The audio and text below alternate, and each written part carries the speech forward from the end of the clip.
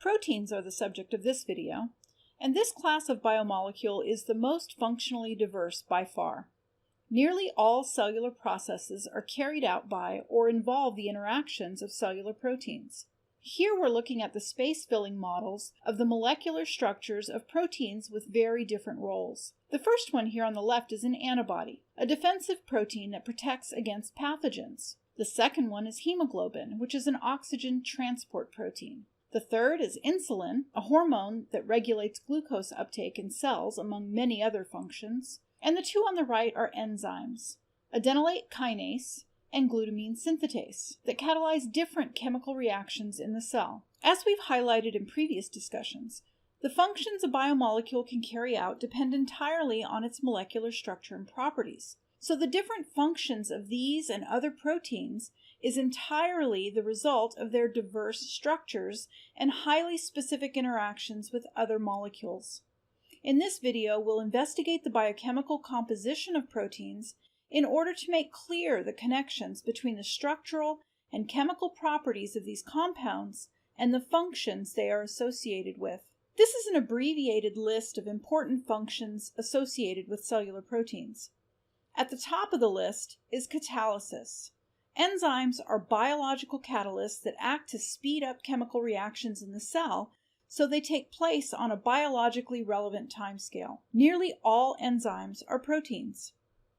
As we'll see in detail when we get to our cell structure discussions, proteins serve various structural roles in cells, including making a fibrous support framework inside and outside the cell as components of the cytoskeleton, extracellular matrix, and cell walls, but also mediating the joining of cells into solid tissues and changes in cell shape like we see with muscle cell contraction or cell migration. Membrane-bound transport proteins regulate the specific passage of materials into and out of cells and cell compartments. Nonpolar substances like cholesterol and fatty acids rely on binding proteins to facilitate their transport in aqueous solution like the blood plasma. And motor proteins are responsible for hauling specific cargo within cells in a directed fashion. As we've discussed briefly already, the ability of a cell to receive information from its environment or other cells relies on chemical signaling molecules, which are often proteins, and their corresponding receptor proteins. Protein antibodies are an important part of the animal immune response to infection, and conversely, the molecular basis for infectiousness, or ability to cause disease, is often due to proteins produced by pathogenic organisms. The take-home message here is that proteins are called the workhorses of the cell for good reason. They have incredibly diverse functions, and the reason that they can fulfill so many cellular needs is their diversity in molecular structure and properties. So let's take a look at the biochemical composition of proteins. Proteins are polymers of amino acids linked end to end in a chain. There are 20 commonly used amino acids, and their structures are shown here. The generalized structure of an amino acid is a central carbon atom, the alpha carbon, to which we see bonded a hydrogen atom, an amino group, a carboxyl group, and another group that is distinct between each of the 20 amino acids, which is symbolized here by the letter R. This part of the amino acid is common to all 20.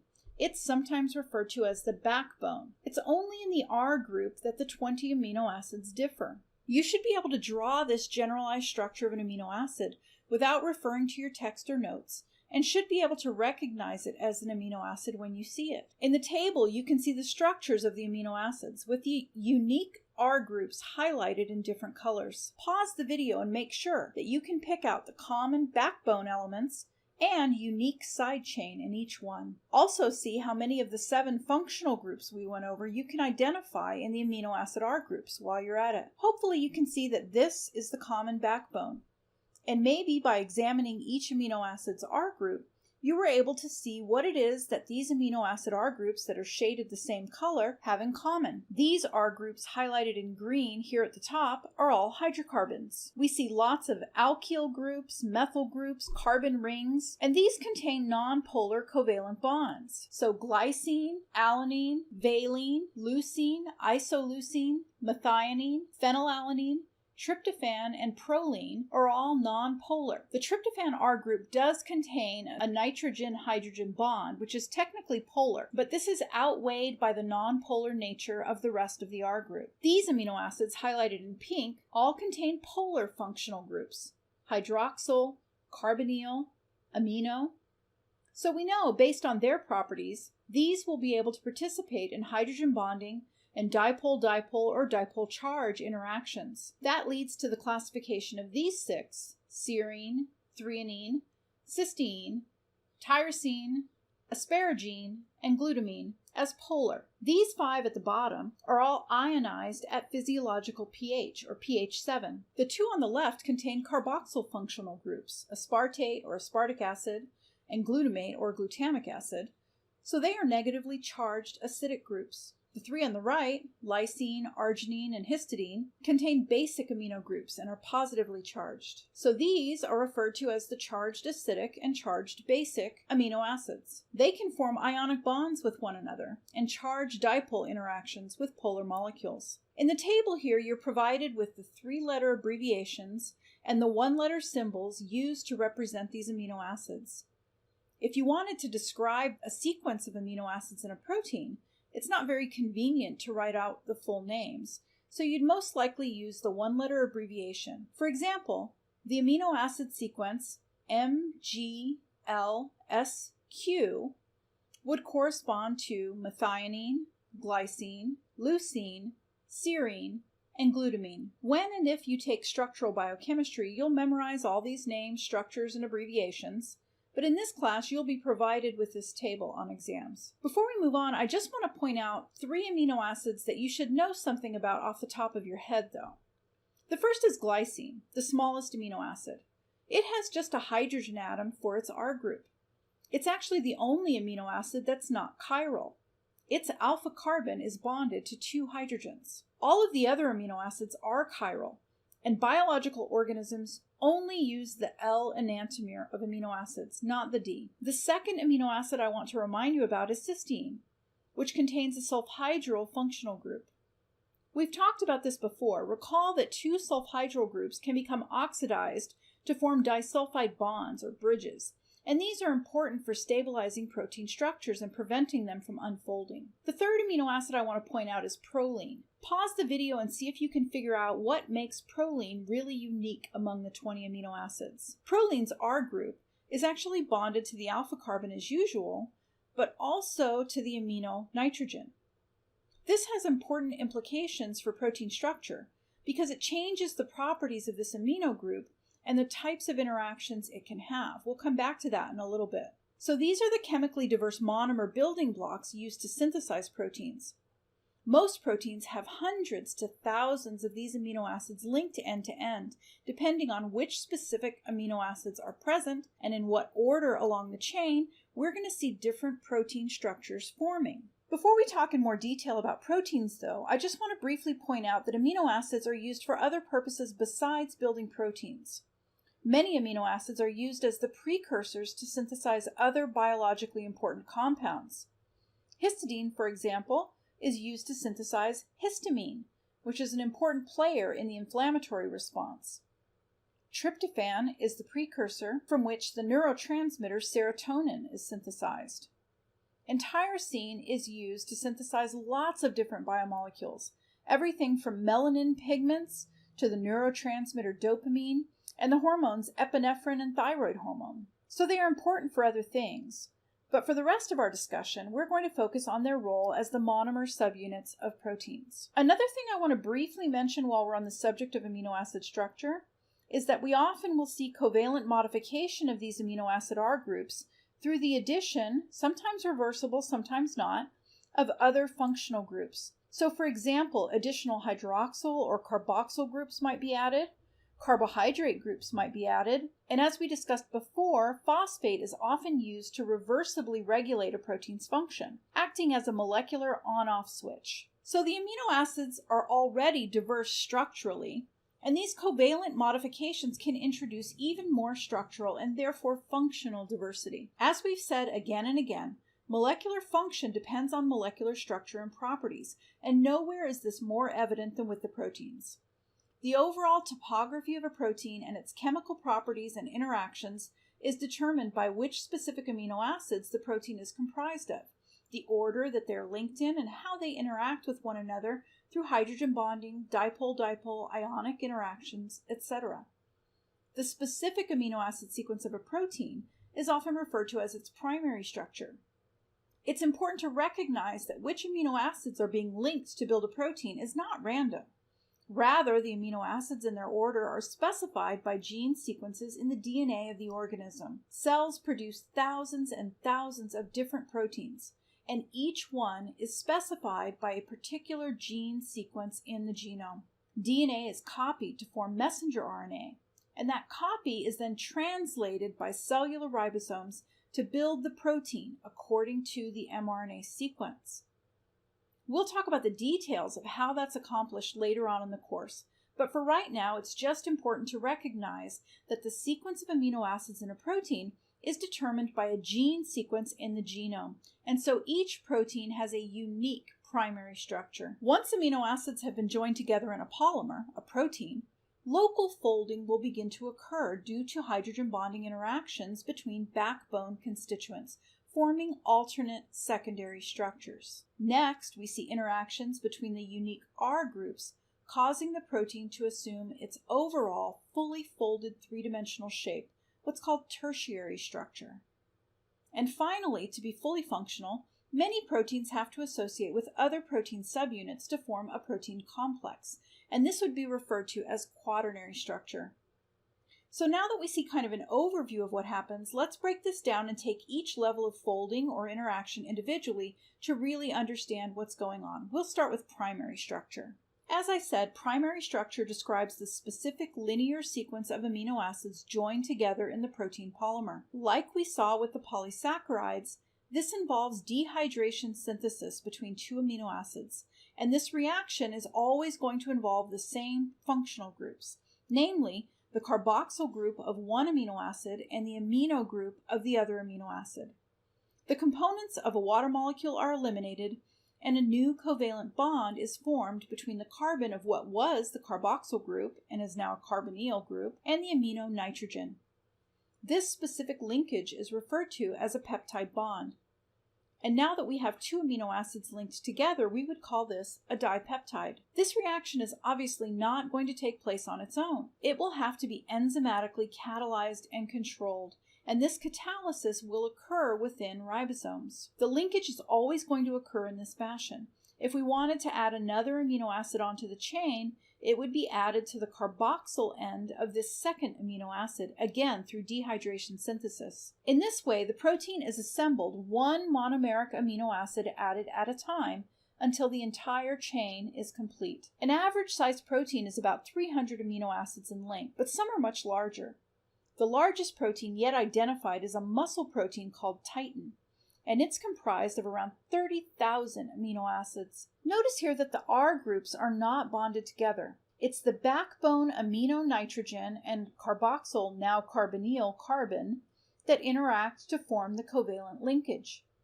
So what we end up with is this covalently linked backbone with the repeating sequence NCC, NCC, where each NCC is the backbone atoms from one amino acid. Here's a representation of a set of linked amino acids as a linear chain, and here's another view as it might appear as it starts to fold into a helical shape. But in either case, we can make out the NCC backbone and see the peptide bonds between amino acids highlighted in red. This longer polymer of covalently linked amino acids is referred to as a polypeptide, and the terms polypeptide and protein can be used interchangeably. By convention, the primary structure or sequence of a protein is given from the free amino end to the free carboxyl end, or from the N terminus to the C terminus. For example, the sequence of this simple polypeptide, its primary structure,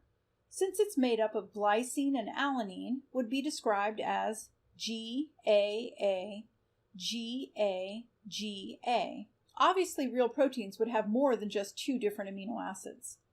Just to throw this out there, if an average protein is 300 amino acids long, and you could have one of 20 different amino acids at each of those 300 amino acid positions. In theory, how many different 300 amino acid long proteins could you make? Just as we saw with the polysaccharides, once these amino acids are assembled, we're going to start to see interactions between functional groups. And these interactions are what are going to cause the linear chain to begin to fold. And the first level of folding that we'll see, local folding involving amino acids near one another in the primary sequence, this is called secondary structure. Remember that secondary structure is formed due to hydrogen bonding interactions between polypeptide backbone functional groups. So looking at the backbone, can we pick out which functional groups are present that might be able to interact along the chain to cause it to fold? Sure we can. We know that carbonyl groups and amino groups are polar, and these are the groups that will hydrogen bond with one another to cause the linear chain to begin to fold up. The interaction isn't going to be between adjacent carbonyl and amino groups, but between, let's say, this carbonyl group and the amino group some 4 amino acids away. And it's these interactions that cause the coiled structure we see here on the left. Hopefully this looks a bit familiar to you. We talked about exactly the same sorts of interactions between hydroxyl groups on sugars, causing the starch polysaccharide to bend and fold in such a way as to form a coiled helix. This is the same sort of thing, but with amino acids in a polypeptide or protein. By default, the secondary structure that typically tends to form is this coiled structure called the alpha helix. On the left is a ribbon diagram of an alpha helix where only the alpha carbons and R groups are shown in gray and green. But this ball and stick structure makes the hydrogen bonding interactions between backbone carbonyl and amino groups that cause the alpha helix to form a bit more apparent. To orient you, let's label some of the atoms along the backbone. Remember, blue is nitrogen, red is oxygen, gray is carbon, and white is hydrogen. So this end up here would be our free amino end, or N-terminus. Here's our repeating NCC, NCC, NCC backbone coiling around to form the helix. Here's our peptide bond between amino acids. And these dashed lines make clear where the hydrogen bonds are. For example, between this first amino acid's carbonyl oxygen and the amino hydrogen 4 amino acids away along the chain. Here we're looking at a side view of the alpha helix. But if we turn it and look at it end on, we can see the regular diameter of the helix formed by the backbone. And we can also see that all of the amino acid R groups, these unique side chains, are arrayed toward the outside of the helical wheel.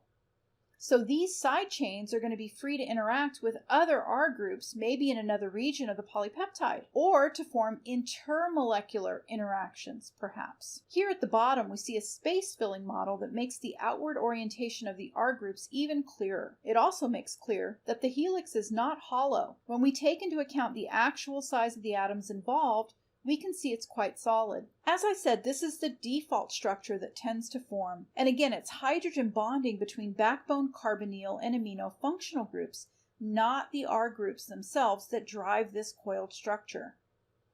However, certain types of amino acids or sequences of amino acids prevent the helix from forming or tend to disrupt the hydrogen bonding interactions along the backbone. For example, if you have a sequence of charged amino acids all in a row in the primary structure, those can actually form ionic bonds, which will be stronger than hydrogen bonds and could disrupt hydrogen bonding along the backbone. Another example is that if you have a stretch of large, bulky R groups, big carbon rings, for example, then steric hindrance might disrupt the helical structure, just by virtue of those R groups bumping into each other. Finally, remember our one weird amino acid, proline, with the R group bonded to both the alpha carbon and the amino nitrogen, forming a ring? Because of the bond of the R group to the nitrogen, that amino group won't be able to participate in hydrogen bonding interactions. So that's also going to break up the regular hydrogen bonding pattern along the backbone. And proline is referred to as a helix breaker for that reason. So if the default alpha helix is disfavored, what type of structure do we get instead? We might get a more linear structure called a beta strand. Here at the top is what one beta strand would look like. Again, we can pick out the NCC, NCC, NCC, repeating amino acid units along the backbone. Here's our first peptide bond, and notice the orientation of the R groups along the polypeptide. This first R group is oriented down, the next is up, the next is down, etc. They alternate in orientation 180 degrees from one another along the polypeptide. Now, we don't usually see beta strands in isolation in a protein. Typically what we see are what are called beta sheets, in which a number of individual beta strands are hydrogen bonded to one another side to side to form a sheet of adjacent polypeptide chains. This is sometimes referred to as a beta-pleated sheet because of this characteristic staggered orientation along the backbone, which we get a better view of in the next image.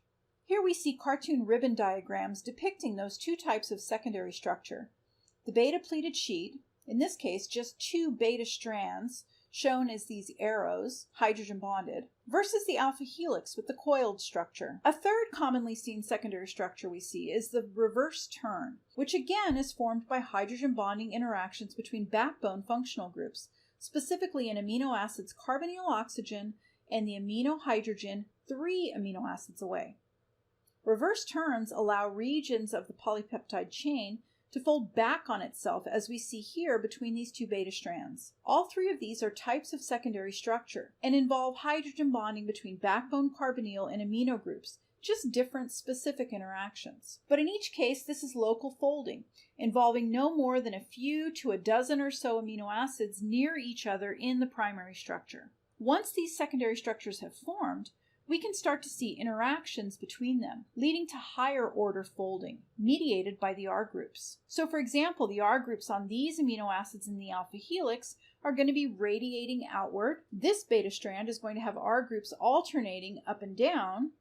And let's say we have an amino acid here with a negatively charged carboxyl group in its R group, and an amino acid here with a positively charged amino group in its R group. It's not too difficult to see how these two secondary structures might fold towards one another, attracted and stabilized by this sort of ionic attraction. What we get as a result of these types of R group interactions is tertiary structure, the fully folded three-dimensional structure of the entire polypeptide chain. What types of R group interactions drive the formation of final tertiary structure?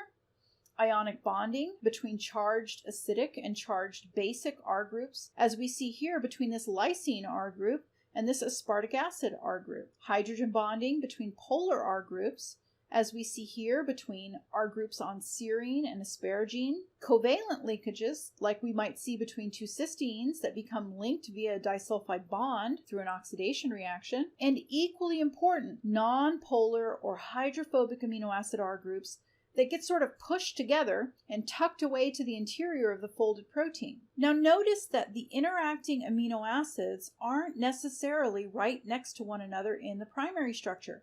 They could be at some distance, but because the backbone is folding back on itself, distant groups are brought close enough to interact. And remember that these so-called hydrophobic interactions form not so much because of strong attractions between these nonpolar R groups themselves, but rather a lack of interaction with the watery environment that the protein is folding within. This is the same principle that we talked about in our lipids discussion when discussing the formation of the phospholipid bilayer. These are not so much strong attractions between nonpolar molecules or regions, but a consequence of the fact that energetically it's more favorable for water molecules to interact with polar or charged functional groups, and so protein folding will be accomplished to maximize those interactions and minimize the number of interactions between water molecules and nonpolar groups. The fact that proteins are folding within an aqueous environment is important to keep in mind, because interaction with water is such an important determinant of how a protein achieves its fully folded state. For some proteins, the aqueous environment poses the potential hazard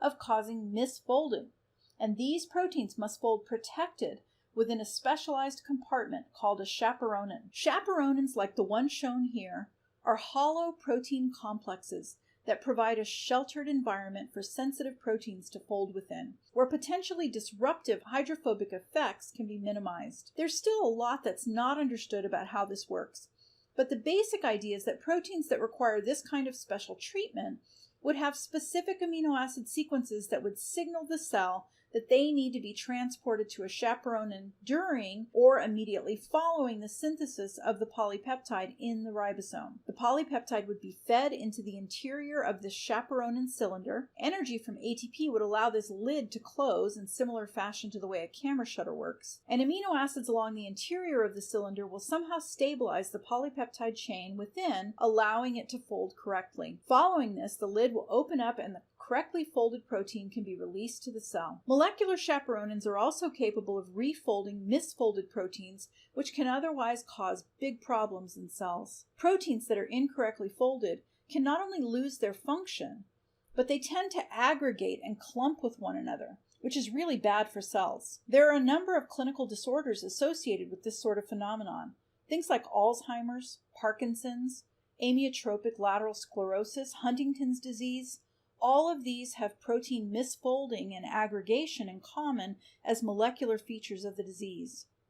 Collectively, these are referred to as proteopathies. Again, not a lot is known about the specifics of how chaperonins work, or exactly which proteins use this system and why it's required for those to fold correctly and not others, or why the system sometimes fails. What is known is that these molecular chaperonin complexes are critical for normal cellular function.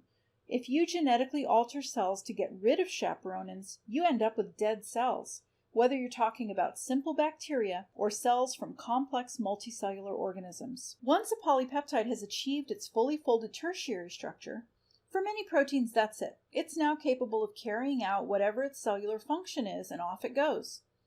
But for other polypeptides, they must partner up with other folded polypeptide chains to form a protein complex in association with one another in order to carry out their cellular function. This leads to yet another level of protein structure, what we would call quaternary structure. Again, not all proteins have quaternary structure, only those that require association with other polypeptides to carry out their function. Hemoglobin is an example of a protein with quaternary structure. What we call hemoglobin, the functional protein that acts to carry oxygen in red blood cells, here in the upper left is the structure of hemoglobin we saw earlier, is actually a complex comprised of 4 separate polypeptides called subunits. Here's a ribbon diagram showing the shape of the polypeptide backbones of each subunit. What types of secondary structure can you see? Hopefully you said alpha helices and turns, which is pretty much all we see here. The overall hemoglobin protein complex consists of 4 folded polypeptide chains, 2 copies each of 2 types, called alpha and beta, color-coded here red and blue. Here in green we see molecular structures called heme groups, which is where oxygen binds. So you can see that each subunit has its own heme group. If we were to write the quaternary structure of the hemoglobin protein complex, we would say it's alpha 2, beta 2. The exact same sorts of R group interactions that we just talked about for tertiary structure also stabilize quaternary structure. So we're talking about potentially ionic bonding, hydrogen bonding, disulfide bridges, and hydrophobic forces sheltering nonpolar R groups away from water. Again, not all proteins have quaternary structure, only those that have to form associations with other polypeptides of the same type or different types to form a functional complex. In fact, for the sake of completeness, we should mention that not all proteins even have tertiary structure. Those that do are referred to as globular proteins, as they're sort of spherical-ish or globe-like in 3 dimensions. But in so-called fibrous proteins, we don't see the polypeptide folding back on itself to form that sort of compact globular shape. Instead, the polypeptide chain has secondary structure, but remains in a more extended linear configuration. And these types of proteins are often involved in structural support roles. Very often we'll see them forming hydrogen bonding or covalent interactions with other fibrous proteins to form networks of protein fibers either within or outside cells. 2 examples are collagen, which we see here on the left, and keratin on the right. Collagen is the main protein component of extracellular matrix outside animal cells. Here we see 3 individual collagen polypeptides, each coated a different color, which hydrogen bond with one another, indicated by the pink dashed lines, to form a triple helical fiber. And in extracellular matrix, you'd see thousands of these collagen triple helices overlapping in a meshwork to lend structural support outside cells. Keratin, like we see at the right, is an important component of the protein structural support inside cells, called the cytoskeleton. Again, we see individual polypeptide chains color-coded. Each of them has alpha helical secondary structure. You can see the intramolecular hydrogen bonding along this green subunit to form the alpha helical secondary structure here. The green and blue subunits are associating with one another via intermolecular hydrogen bonding interactions. And this solid green line you see here is indicating a disulfide bond connecting these two perpendicular wrapped pairs of fibrous keratin protein complexes to one another. There would obviously be additional covalently connected keratin molecules, again forming an overlapping network of fibers. These are essentially the same sorts of fibrous keratin structures that we'd see in hair or fingernails. Okay, but most proteins are globular proteins, not fibrous proteins. They will have tertiary structure formed by the interactions between R groups, as we see next in these structural representations of the enzyme hexokinase. We'll talk a lot about hexokinase later in our energetics unit. It's important in the process of breaking down glucose, as we'll see in more detail later on. As in most globular proteins, we see all three types of secondary structures we've just discussed present in this enzyme. In purple, we see the alpha helices. In green, we see beta strands associating to form beta-pleated sheets. And we can also see those turns that allow the polypeptide chain to bend back on itself to form this globular, three-dimensional tertiary structure, the overall structure of which we see more clearly in the space-filling model on the right. This enzyme is composed of only one polypeptide chain, so there's no quaternary structure. The specific function of this enzyme is to transfer a phosphate group from a molecule of ATP to a molecule of glucose. And this indented region of the protein is the catalytic site where this chemical reaction occurs. This is referred to as the active site of the enzyme. The active site has specific binding sites where the structures of ATP and glucose can fit into and then interact with specific amino acid R groups in this region to initiate the catalysis. What causes this particular polypeptide to fold up in this way such that it can interact with these particular substrates? Ultimately, it's the primary structure, the linear sequence of amino acids linked end to end. Primary structure will determine what types of local folding interactions take place.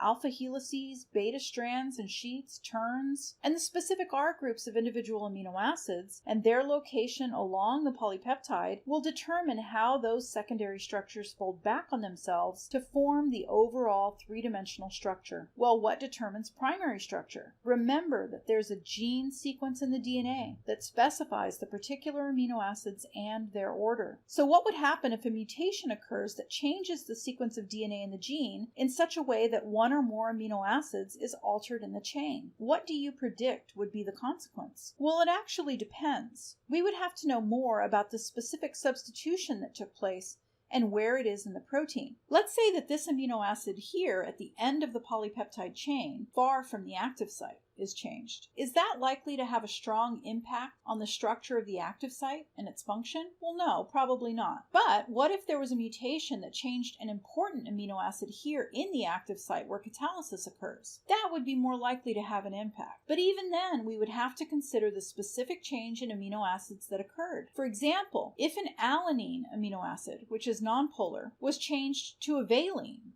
which is also nonpolar, there might not be as great an effect as if the alanine were changed to glutamate or lysine, which are charged acidic and charged basic amino acids. This type of substitution, where an amino acid is swapped with one of similar properties, is called a conservative substitution. So we would have to evaluate the position of the amino acid substitution and whether an amino acid with similar or different properties is being substituted. But certainly, if primary structure is altered to change an amino acid that is particularly important, either for the overall structure of the protein or some specific aspect of its function, this could potentially disrupt secondary structure and or tertiary structure and or quaternary structure. Protein function depends on the structure and chemical properties of the assembled polypeptide.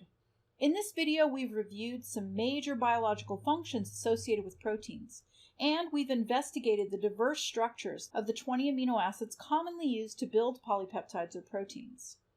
We've discussed the hierarchical levels of protein structure, beginning with the sequence of amino acids or primary structure, which influences local folding or secondary structure, which interact to form overall 3D or tertiary structure, as well as interactions between polypeptides to form quaternary structure. And we've examined the consequences of mutations that change primary structure and how and why that could potentially alter a protein's function. In the next video, we'll tackle the last of our 4 classes of biomolecules, the nucleic acids.